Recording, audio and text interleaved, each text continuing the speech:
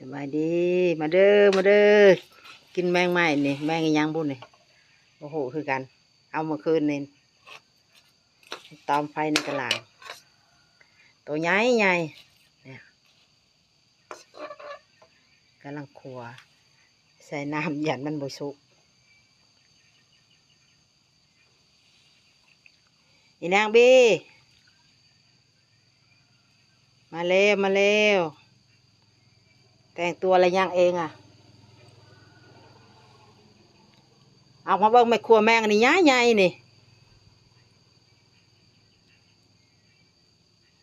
งามเลยพี่น้องเลยมันมาตอมไฟอยู่ตารางก็เลยเฝ้าจับเอามาคืนช่องคืนแหละเอามาคืนนี่อยู่ฮอด4 ทุ่ม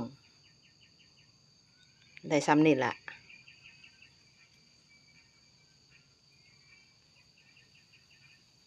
สวยงามอลังการน่ากินจังไข่ได้นี่ไข่เด้ขาวอยู่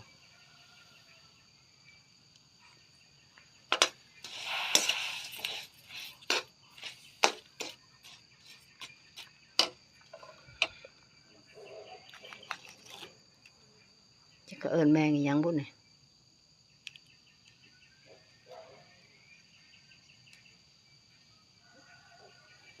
สวยงาม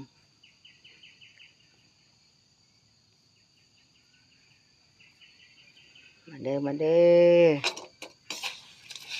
แสบแสบลายเติบได้นี่ได้ถ้วยน้อยพอ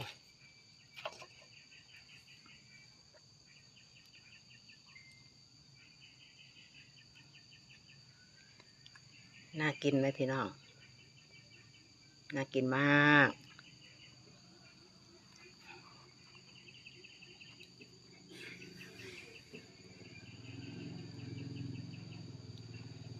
เบิ่งบรรยากาศยามมื้อเช้า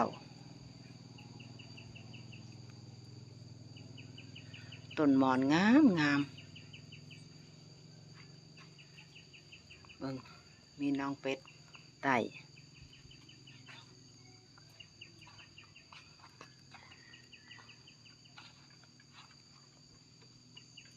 มีน้องเป็ดเลี้ยงน้ำกินอิ่มแล้วก็นอนอิ่มกันเล็ดอยู่เป็ดก็ได้เนี่ยเมื่อนอนแล้วก็เล่นน้ำ